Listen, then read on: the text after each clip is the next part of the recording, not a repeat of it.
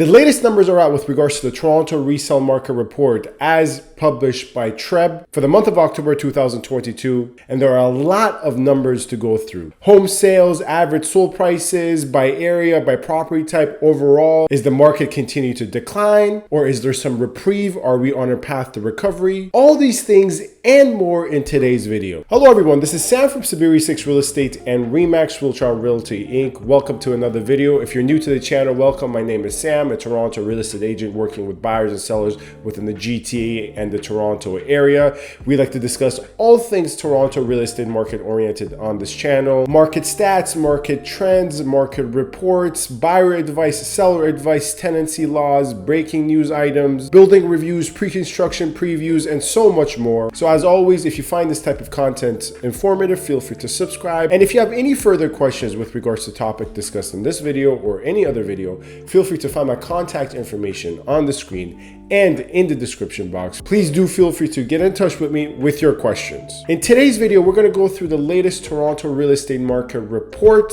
more particularly the Toronto resale market report. So this does not concern pre-construction sales or new home sales, as published by TREB. And we're going to go through a lot of interesting numbers and trends. So let's start. Let's first start with average price, what probably most people are curious about with regards to the average price across all property types and all areas. Here in the month of October 2022, we saw an average price of $1,089,000, which represented a near 6% decline year over year.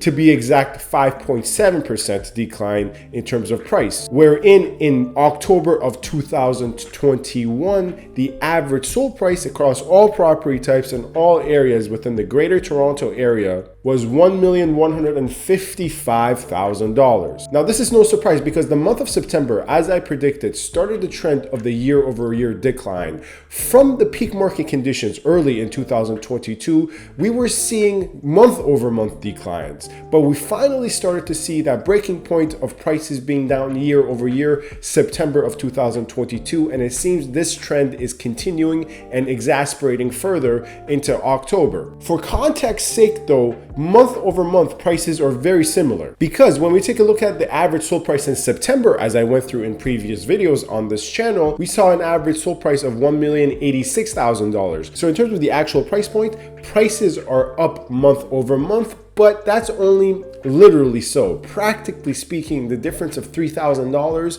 across all property types, across all areas, is essentially a breaking even figure. So we can pretty much say that prices have stayed very steady month over month. So, and for further context, in August of 2022, so the last month of the summer, which is the month preceding September, which September is the month preceding now, we saw an average sold price of $1,079,000. So for the last 3 months, prices have been pretty stable when we take a look at this large criteria. Once again, keep into account, this is not that specific. This is across all property types, across all areas. Now, even though it's been stable for the last 3 months, of course, for the sake of comparison, I always do this, we have to take a look at what these prices mean in comparison to peak prices when the market was its hottest around February and March of 2022. Because in February, this very average across all property types, across all areas, was at a staggering $1,334,000, followed with March at $1,299,000. So here we clearly see at $1,089,000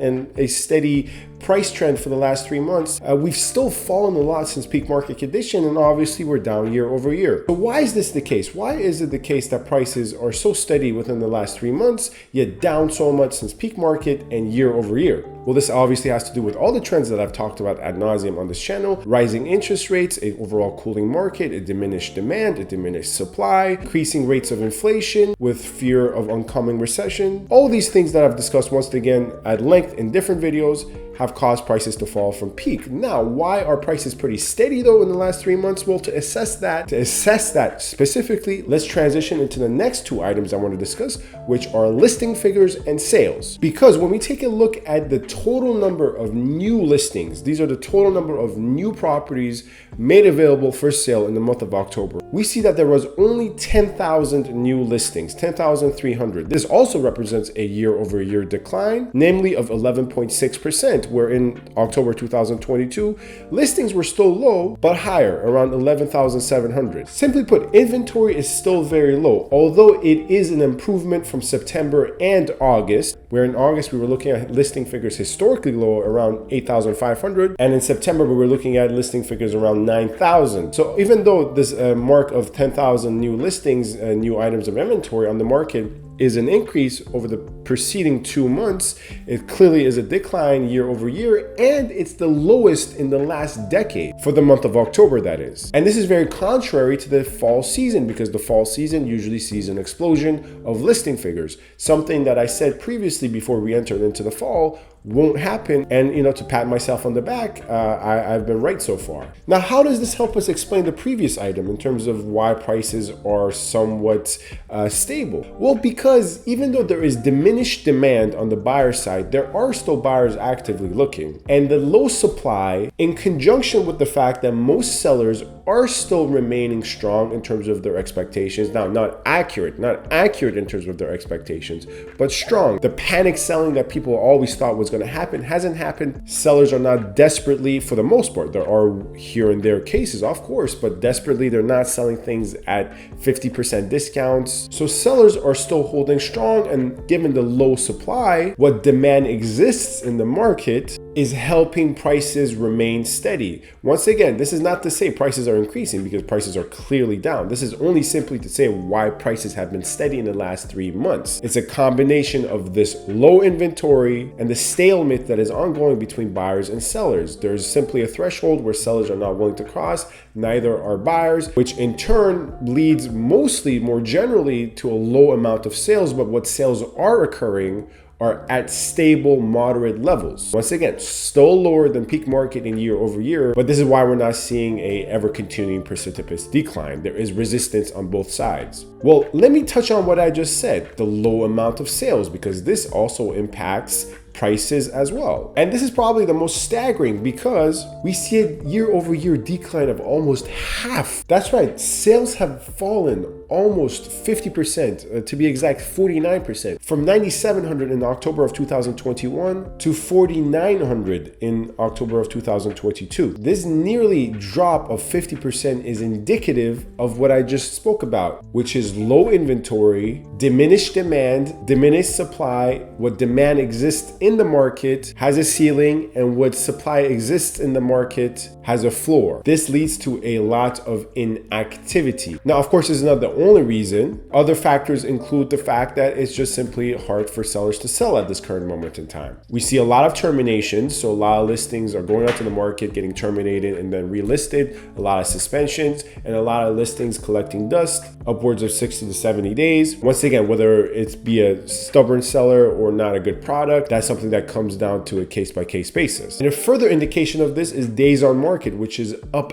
83%. The average days on market right now is 33 days, whereas in October of 2021, it was 18 days. And 33 days might not seem long, but you have to understand, we're coming from a perspective where in February and March, we were seeing unnatural figures of 9, 10, 11 days on market. But now these are the general figures, right? These are the figures across all property types, across all areas. Let's dig into the specifics a bit more. And what do I mean by that? Let's break it down by property type and by area. So here we are, we've broken it down here according to the TREB resale market reports, sales and average prices by property type and by area. Here we see that detached homes across all areas, so the 905 and the 416, saw an average sold price of $1,372,000, followed by semis, $1,079,000, townhouses, $919,000, condo apartments, $716,000. Once again, keep in mind, these are averages and not medians. Broken down by property type, detached respectively saw in the 416, of course, Toronto, an average of $1,609,000, with the 905 being the rest of the GTA, for lack of a better phrase, would be $1,289,000. Similarly, the breakdown for the rest of the property types, semis, you see $1,219,000 and an average of $964,000 for the rest of the GTA. For townhomes in Toronto, the 416, we see an average barely above $1 million.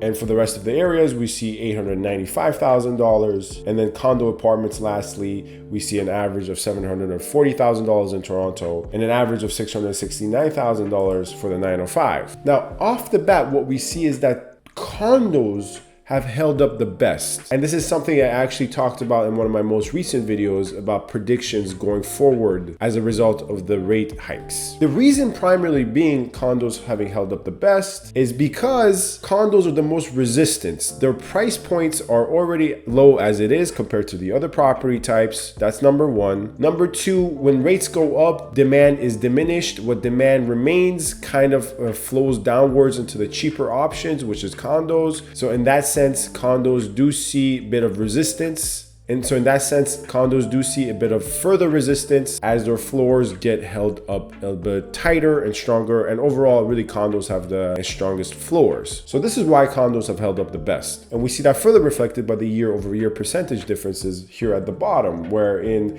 condos in the 905 are actually up 5.7%, and they're pretty much even in the 416 at 0%.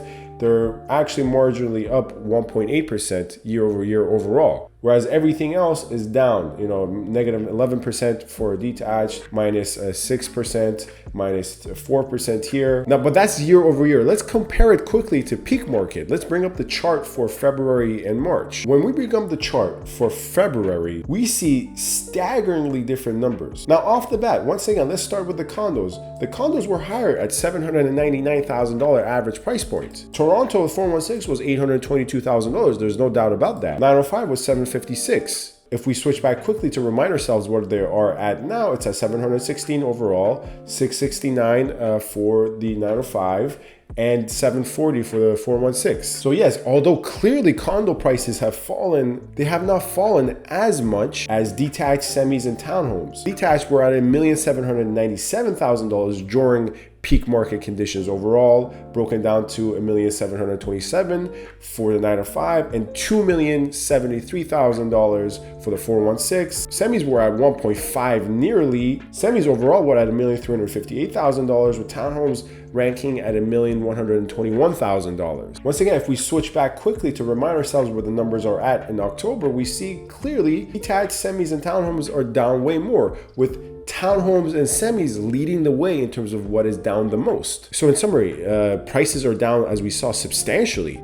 Sales are down substantially. That means the market is tanking or sinking, right? Or prices have held up steadily in the last 3 months. That means we're on a recovery, right? Well, it's certainly not a recovery. I do believe we're going to see prices stay stable. If there's anyone out there arguing that the market is going to go on a bull run again, we're going to see peak 2022 prices, and this is the start of it, I would ignore them. In the same fashion, if anyone's out there arguing that the market's clearly crashed, I would ignore them as well.